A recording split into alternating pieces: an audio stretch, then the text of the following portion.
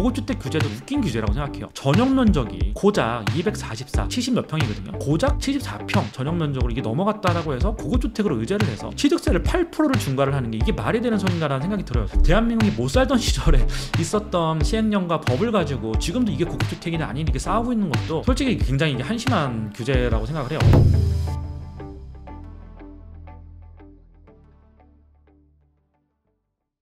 오늘은 고급 빌라 주제를 다뤄볼 거고요. 이 사진은 PH129죠. 이게 펜트하우스라는 뜻이에요. PH가 처음에 네이밍은 펜트하우스 청담이었어요. 근데 PH129 펜트하우스 청담 129인데 여기가 도산대로죠. 도산대로. 이거 도산대로고 도산대로 끝자락에 자리 잡고 있고요. 여기가 영동대교, 여기 영동대교 있죠. 이쪽으로 올라가게 되면 삼성동 이제 코엑스가 있고요. 완전 핵심지라고 할 수 있어요. 이쪽으로 좀 올라가게 되면 청담역이 여기 있고요. 굉장히 핵심 지역에 자리 잡고 있다라고 하는 요걸 보시면 되고 PH129는 다들 아시겠지만 청담동을 대표하는 고급 빌라고요. 총 29세대로 구성이 되어 있고 유명인사들이 정말 많이 살아요. 모든 호수가 복층 구조로 되어 있고요. 고급 빌라들을 보면 대부분이 단층이고 펜트하우스나 뭐 1층이나 뭐 정원세대나 이런 데만 복층을 주는 경우가 많은데 PH129는 처음부터 상품 개발을 다 복층으로 했어요. 모든 호수가 펜트하우스에 살고 있는 것 같은 느낌을 주고 싶다라고 해서 다 펜트하우스처럼 설계를 했습니다. 대형 평형대만 있어요. 이거 작은 평수 없습니다. 청담동 안에서 저는 PH129가 최상의 고급 빌라가 아닌가 생각을 해요. 물론 최근에 지어진 에테르노 청담도 있고 워너 청담도 곧 지어지고 하는데 워너 청담은 위치가 별로 전 좋지 않다고 생각합니다. 왜냐면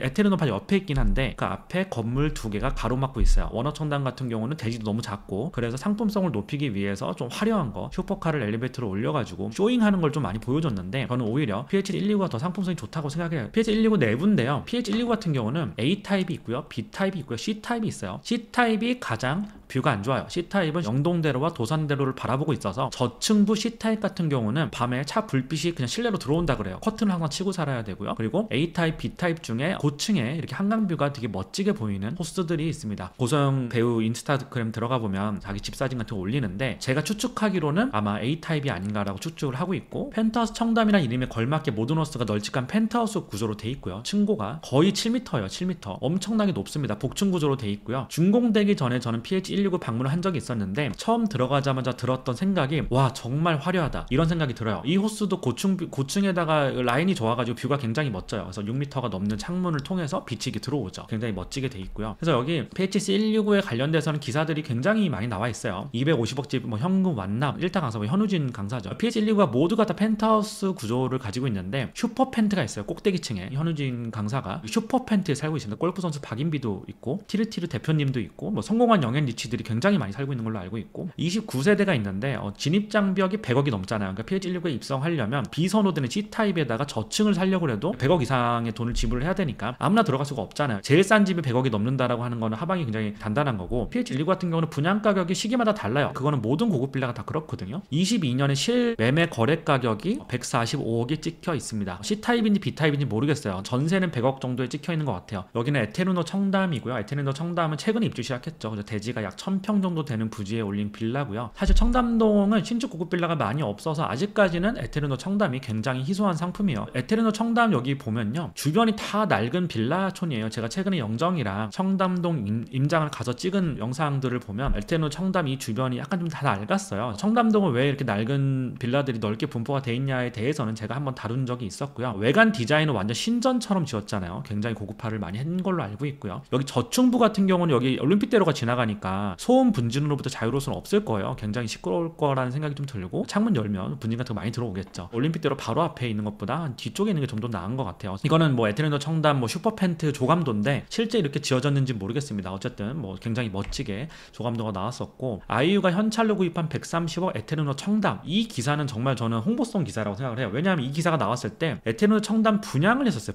분양을 할 때 계약금만 넣거든요. 근데 계약금만 넣었는데 나중에 아이유가 대출을 받을지 다 현찰로 할지는 모르는 거잖아요. 이 기사가 몇 년 전에 나온 기사예요. 분양을 해가지고 계약금만 넣을 당시에 현찰로 구입한 이건 정말 되게 자극적인 소스를 뿌린 건데 현찰로 구입할지 대출을 받을지 어차피 대출은 안 나오겠지만 대출 또 우회적으로 받을 수 있는 방법들이 많으니까 그건 모르는 건데 굉장히 좀 자극적인 기사 제목을 뽑은 것 같고 이것들의 공통점은 에테르노 PH129를 봤는데요. 그리고 이런 것뿐만 아니라 청담동에 수많은 뭐 상지칼룸 뭐 3차도 있고 되게 많은 빌라들이 있어요. 그리고 설해마을에도 그런 고급 빌라들이 많고요. 이거의 공통점이 뭘까? 하나는 29세대라는 키워드입니다. 29세대 이하예요. 이하. 이게 공통점이에요. 예전에 고급 빌라들은 15세대, 16세대만 지었는데 요즘에는 방배동, 서리마을, 논현동 고급 빌라가 많은 지역에 보면 다 29세대 이하로 지어지는데, 첫 번째로는 건축 승인 절차가 자유롭다라고 하는 게 첫 번째 이유입니다. 주택 건설 사업이 있는데 30세대 이상은 주택법에 적용을 받고요, 30세대 미만은 건축법에 적용을 받아요. 그래서 30세대 미만의 공동주택은 주택법의 사업계획 승인 절차가 필요가 없어요. 30세대 미만은 주택법에 적용을 안 받기 때문에 그래요. 사업계획 승인 절차가 생각보다 오래 걸리고 까다롭거든요. 어쨌든 30세대를 기준으로 적용되는 법이 다릅니다. 이게 뭘 초래하냐면 주택법 15조인데요. 대통령령으로 정하는 호수 이상의 주택 건설 사업을 시행하려는 자는 사업계획 승인을 받아야 한다라고 주택법 15조에 돼 있고요. 대통령령이 정하는 호수 이상, 몇 호수 이상을 짓는 주택 건설 사업자는 기준이 어떻게 되느냐를 보면 30세대라고 명확하게 돼 있어요. 공동주택 30세대. 이게 주택법 시행령이에요. 바로 전에 봤던 게 주택법 15조고요. 법이고요. 이건 시행령인데 사업계획에 승인해가지고 공동주택 30세대 이상 같은 경우는 사업계획 승인을 받아야 되고요. 30세대가 넘어가면 뭔가 까다로운 주택법에 적용을 받게 되고 사업계획의 승인을 받아야 되기 때문에 시행사들이 또는 짓는 사람들이 30세대 미만으로 짓고 있구나라고 하는 걸 알 수 있는데, 그러면 여기서 조금 더 들여다보면요, 30세대 이상 공동주택은 우리가 정하는 대로 구조 설비를 갖춰야 되고 부대시설, 복리시설을 지어야 된다라고 이렇게 돼 있잖아요. 주택법상 주택 건설로 간주가 되면 지켜야 되는 게 굉장히 많아요. 물론 30세대를 넘긴다라고 해서 무조건 이걸 다 해야 되는 거 아니에요. 세대수가 늘어날수록 지켜야 될 것들이 굉장히 많아요. 그래서 아파트 구조부터 바닥 벽체, 창호, 승강기, 계단 설치, 도로 확보, 관리사무소 배치, 안내표지판 설치, 구내 통신 선로나 세대까지 가스 공급이 되느냐, 비상급수 시설, 난방 설비, 생활 폐기물 보관 시설, 이런 것들이 주택법에 하나하나 다 규정이 돼 있습니다. 그래서 수익을 내기 힘들어서가 아니에요. 수익을 극대화하기 위해서죠. 어차피 청담동 같은 데는 대지가 작아요. 루시아 청담 더 리버 같은 경우도 268평이면 굉장히 작은 건데 여기다가 올려서 아파트랑 오피스텔을 막 끼겨 넣었잖아요. 이런 작은 대지 사업을 하다 보니까 어차피 많은 호수는 못 짓고 이 작은 대지에다가 분양가 상한제 적용도 안 받고 29세대를 넘어가게 되면 주택법에 적용을 받으니까 이게 다 비용이 올라가는 거잖아요. 비용을 최대한 줄이고 부대시설을 최대한 안 만들고 내부 고급화에만 힘을 쓰는 거죠. 문제는 대지가 작고 주택법이 규정을 피해가다 보니까 보이지 않는 편의시설들이라든가 주택법이 규정하고 있는 부대시설들이 있거든요. 그런 걸 하나도 안 해도 됩니다. 29세대 이하로 짓게 되면. 그래서 상당히 원가 절감도 되고, 고급 빌라들은 부대시설이 거의 없기 때문에 내부에다가 고급화하는데 굉장히 집중을 했다. 그런 상품들이 만들어졌다라고 하는 걸 볼 수 있고요. 29세대로 지을 수밖에 없는 두 번째 이유는 자유롭게 분양을 할 수 있다. 이게 정말 큰 이유예요. 주택법 제 54조인데요. 이게 54조인데 30호가 넘어가는 주택을 건설 공급하는 건축주에 대한 규제를 얘기하고 있는 거고요. 이 규제가 뭐냐? 주택 공급에 관한 규칙이에요. 내가 30호를 넘게 주택을 지어서 공급을 하게 되면 나라에서 정한 이 절차에 따라서 네가 공급을 해야 돼라고 규정을 하고 있습니다. 그게 우리가 알고 있는 주택 청약 제도예요. 그래서 주택 공급에 관한 규칙이 주택 청약을 통해서 공급을 무조건 해야 되고, 얼마 전에 메이플자이 청약 분석 저희가 했잖아요. 일반 분양을 어떻게 하고 1순위는 어떻게 하고 특별 공급을 어떻게 해야 된다는 규제가 있고요. 주택 공급에 대한 방법을 규제하겠다는 거예요. 사실은 이건 사적 자치의 원칙에 굉장히 어긋나는 제도긴 하죠. 국가에서 하는 어떤 제도나 정책 같은 게 자유시장 경제의 원칙에 따라서 만들어졌는데 어떤 부분에 대해서는 공공재로 보고 있는 거죠. 이거는 시장의 자유를 인정해 준다라고 해도 주택이라고 하는 거, 부동산, 그 땅이라고 하는 건 특히나 어느 정도는 공공재의 성격이 있기 때문에 일정 이상 넘어가는 호수를 네가 공급을 하려면 이렇게 나라에서 정한 절차에 따라서 공급해야 돼. 내가 뭐 얼마에 팔든 거 뭔 상관입니까? 이렇게 뭐 얘기할 수도 있는데 이거는 법으로 규정되어 있는 거라서 어떻게 할 수가 없습니다. 29세대 이하로 지을 수밖에 없는 또 세 번째 이유는 분양 가격을 자유롭게 정할 수 있다. 분상제에 관련된 내용이고요. 분양가 상한제에 관련된 내용은 주택법 57조에 나와 있습니다. 전에도 분양가 상한제, 용적률 제한, 기부채납, 임대주택 때문에 정비사업에서 고급화하는 건 거의 불가능합니다라고 제가 누누이 말씀드렸잖아요. 이 규제를 피하려고 나인원 한남하고 더일은 임대 후 분양을 한 거죠. 지금 브라이튼 여의도 같은 경우도 임대 후 분양을 하고 있고, 분상제에 걸리면 고급화하는 게 사실상 불가능해요. 근데 분상제에 안 걸리기가 굉장히 힘듭니다. 왜냐하면 강남, 서초, 송파, 용산이 분상제 지역이거든요. 나머지는 풀어줬잖아요. 정부에서 부동산 경기가 안 좋으니까. 분상제 이 지역 안에서 주택을 공급하게 되면 분양가 상한제 적용을 받는단 말이에요. 이게 싫으면 후분양을 하던가 아니면 뭐 임대 후 분양을 하던가 뭐 이런 식으로 해야 되는데 그것들도 규제들이 좀 많이 생기고 있어가지고 쉽지 않습니다. 어쨌든 이게 싫으면 사업을 시행할 때 분양을 할 수가 없습니다. 분상제 적용 지역은 결국 대통령령으로 정하는 건데요. 이것도 주택법 58조에 규정이 돼 있어요. 주택 가격이 급등하거나 급등할 우려가 있는 지역 중에 대통령령으로 정하는 기준에 충족하는 지역이라고 했어요. 이 지역은 결국 법에서 이거는 대통령령으로 정해라라고 하는 거는 실거주 의무 폐지가 안 되는 이유가 법을 바꿔야 되는 거거든요. 근데 법에서 대통령령으로 정하세요라고 하는 거는 정권이 바뀌면 언제든지 바뀔 수 있습니다. 그래서 지금 윤석열 정부에서 부동산 경기도 안 좋으니까 분상제를 다 풀어줬어요. 4개 구 빼고는. 어쨌든 그랬고요. 주택법 58조에 이렇게 규정이 돼 있고, 강진구의 MDM이라고 하는 시행사가 주택으로 설계 변경을 해가지고 포제스 한강을 높게 지금 분양하는 이유도 강진구가 대통령령에 의한 분상제 지역에서 빠진 거고요. 포제스 한강 얘기를 했었는데 여기 분상제가 분상제가 적용이 되지 않고 분상제가 적용되는 지역은 용산을 포함한 강남 3구입니다. 송파까지 이렇게 분상제가 적용이 되고 있고요. 분상제 여기를 풀어주지 않은 이유는 부동산 가격의 어떤 바로미터 같은 역할을 하기 때문입니다. 분양가 상한은 어떻게 정하느냐를 보면 이게 기준이 되게 애매모호해요. 주변의 시세, 건축비 등을 따라간다고 하는데 시세보다 늘 싸게 분양할 수밖에 없게 만드는 게 분상제고요. 분상제 폐해에 대해서도 지난 콘텐츠에서 많이 다뤘기 때문에 더 다루진 않겠습니다. 최근에 메이플자이도 분양가가 평당 6,500이었는데 주변 시세는 평당 거의 1억 정도 하잖아요. 항상 싸게 분양을 할 수밖에 없다라는 거죠. 그래서 현재는 강남, 서초, 송파, 용산 4개구 여기 자동이 이렇게 있고요. 나머지 지역은 풀렸습니다. 그리고 분상제가 과연 급등하는 아파트 가격을 잡을 수 있는지는 전 되게 회의적으로 생각을 하고 있어요. 로또 분양을 자꾸 만들어서 사람들 몰리게 만들고 오랜 기간 동안 무주택자로 15년 있어야 되고 청약통장 만든 지 15년 돼야 되고 부양가족이 6인인가 있어야 만점을 받을 수 있는 이런 말도 안 되는 기준을 만들어서 어쨌든 그 기준에 부합하는 사람은 있으니까 그렇게 해가지고 가점으로 받는 분들이 계시고 추첨으로 받는 분들도 계신데 어쨌든 기준이 굉장히 높아요. 그래서 인기 지역 같은 경우는 가점으로 받는 거는 저희 나이 때는 불가능합니다. 어쨌든 그렇고요. 이 얘기를 또 해야 되는데요. 제다 80평대, 복층 90평대로 지어질까 고급주택에 대해서 얘기를 했는데 29세대는 알겠어. 그럼 왜 특히 청담동에 있는 이 고급 빌라들은 제다 이렇게 지을까? 그리고 전형면적으로 기준을 보면 단층은 244제곱미터, 복층은 273제곱미터 이하로 키를 맞추고 있거든요. 모든 아파트 빌라들이 그래요. 그 이유가 고급주택이라고 하는 키워드를 피하기 위해서입니다. 고급주택은요, 우리가 보통 호화주택이라고 얘기를 해요. 호화주택이라는 말은 실제로 법률 용어 아니고요. 고급주택이라는 용어만 있습니다. 고급주택은 주택법에서 이야기하는 건 아니고요. 세법에서 이야기하는 거예요. 일정 기준을 넘어가게 되면 고급주택 안에 들게 되고 고급주택 안에 들게 되면 세무상 엄청난 불이익을 받아요. 결국 세법상 고급주택 범주에 들어가면 취득세가 중과로 적용되는 게 핵심인데요. 여기다가 제가 정리를 해놨는데 100억짜리 주택을 단순 계산해서 한다라고 하면 8억을 내야 됩니다. 8억을 1주택자가 고급주택을 취득한다고 가정했을 때 취득가액이 무조건 9억 초과일 테니까 3%는 물론 나오죠. 3% 농토세도 나오죠. 그리고 지방교육세도 나옵니다. 그래가지고 3.5%의 취득세가 나오는데 3.5% 취득세에다가 중과세율이 8%가 붙어요. 8%. 게다가 다주택자다 3주택자다 이러면 3주택자가 내야 될 취득세의 8%가 추가로 붙는 거예요. 다주택자들 같은 경우는 최악의 경우에는 13.4%에서 8%가 추가로 붙어서 21.4%를 취득세로 내게 돼 있어요. 100억을 주고 사면 취득세만 21억 4천만 원을 내야 되는데 사지 말라 이거죠. 아니면 이걸 내고라도 사 이렇게 얘기를 하는 거고 세법상만 있는 이 개념이에요. 이게 고급주택이. 그래서 고급주택에 들어가게 되면 취득세에 엄청난 불이익을 받아요. 법령은 다 읽어보실 필요 없고요. 뭐 지방세법 시행령 제28조에 이 기준을 넘는 고급주택이야 라고 이렇게 돼 있습니다. 이건 단독주택이 단독주택. 연면적이 331제곱미터 초과, 대지면적이 662제곱미터 초과, 엘리베이터가 설치가 되어 있는데 200km 초과. 그래서 보통 단독주택에다가 엘리베이터 설치를 하면 180km 정도로 맞춘다라고 해요. 그리고 에스컬레이드 설치, 단독주택에다가 에스컬레이드를 설치할 정도면 어마어마하게 큰 주택이겠죠. 그리고 수영장 등이 67제곱미터 이상 설치해가지고 여기에 해당이 되면 고급주택으로 의제를 한다라고 하고요. 공동주택 같은 경우는 아파트고 고급빌라 이런 걸 얘기하는 건데 공용면적 제외하고 연면적이 245제곱미터 초과하거나 복층 274제곱미터를 초과하면 고급주택으로 의제를 할 거야 라고 법에 규정이 돼 있습니다. 그래서 아파트 같은 경우는 한남, 더힐, 나인원 뭐 이런 데뿐만 아니고 모든 아파트들 100평대 아파트들도 단층은 244로 통일을 해요. 그리고 복층은 273으로 통일을 합니다. 이 기준을 넘지 않기 위해서. 여기 보시면 단지별 정보 나인원 한남 여기 보시면 245, 244 이렇게 돼 있죠. 245보다 작은 244.34 이게 89평대는 이렇게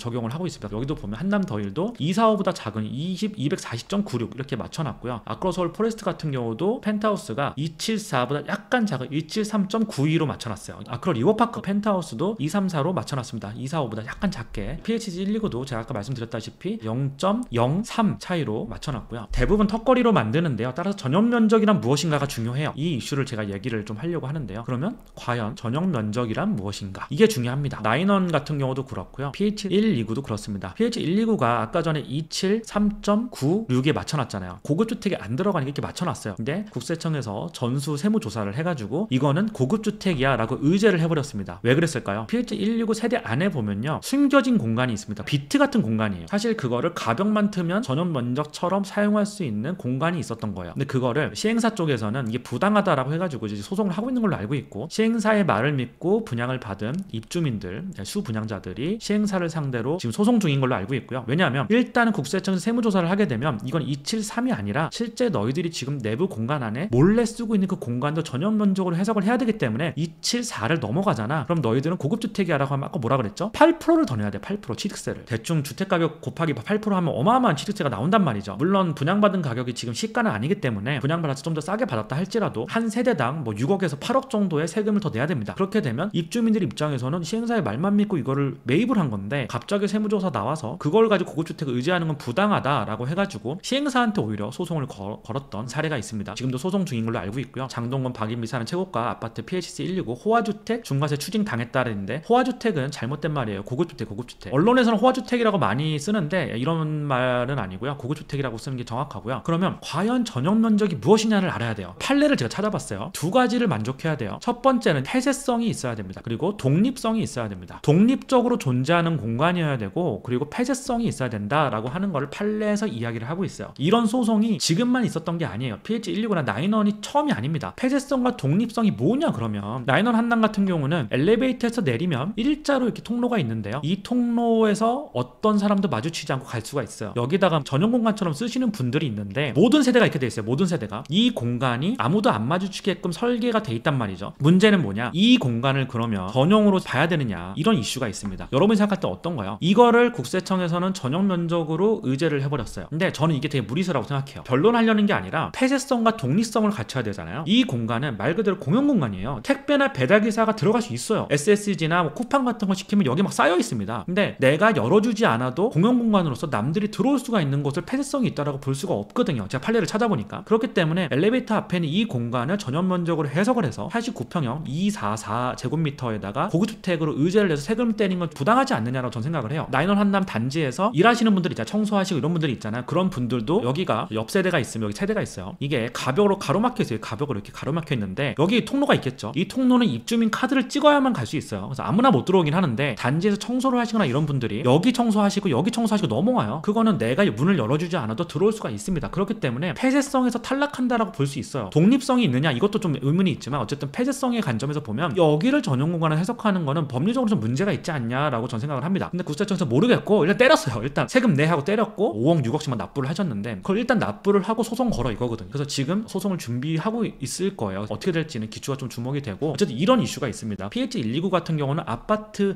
세대 안에 비트 공간이 있어요. 이 비트 공간을 가벽을 트게 되면 이 비트 공간을 사용할 수 있게끔 돼 있어서 그것 때문에 좀 그런 것 같아요. 제가 여태까지 고급주택들이 30세대 미만 전용 245제곱미터 미만으로 지어지는 이유가 이 규제 때문이다라고 얘기를 했잖아요. 분양가 상한제 규제도 있었고, 고급주택에 들어가게 되면 취득세 중과 가장 큰 이슈였고, 근데 이게 이런 규제들이 양질의 주택을 공급하는 거에 되게 제동을 걸고 있는 것도 사실이거든요. 이 규제가 그럼 언제부터 있었냐? 고급주택 규제도 웃긴 규제라고 생각해요. 전용 면적이 고작 244, 70몇 평이거든요. 전용 면적이 이걸 넘어갔다라고 해서 고급주택으로 봐야 되느냐? 이걸 한번 생각을 해봐야 돼요. 이 규제가 대한민국이 못 살던 시대에 있었던 규제예요. 1980년대, 90년대만 해도 우리나라에서 100평 이상의 아파트에 살 수 있는 사람들은 정말 극소수였고, 그 사람들은 어차피 대한민국에서 얼마 안 되니까 이런 규제를 만들어서 너희들이 사회적으로, 옛날에 70년대, 80년대 그랬잖아요. 뭐 근검 절약해야 된다, 국산품을 쓰는 게 뭐 애국이다, 이런 식으로 그런 어떤 사회적 인식이 많았는데, 사실 다 이런 규제들이 그때 만들어진 거거든요. 그때 만들어져서 아직까지 안 바뀌고 있는 거예요. 대한민국이 전 세계에서 뭐 경제 11위, 12위 대국이고, 한국에 잘 사는 사람도 너무 많고, 외국인들도 굉장히 많이 살고 있는데, 고작 74평 전용 면적으로 이게 넘어갔다라고 해서 고급주택으로 의제를 해서 취득세를 8%를 중과를 하는 게 이게 말이 되는 소린가라는 생각이 들어요. 우리나라가 지금 경제력 위상도 굉장히 올라갔고, 법의 테두리를 우리나라 경제력 위상에 맞게 다시 정비를 해야 되는 거 아니냐라는 생각이 들어요. 이게 몇십 년 전 대한민국이 못 살던 시절에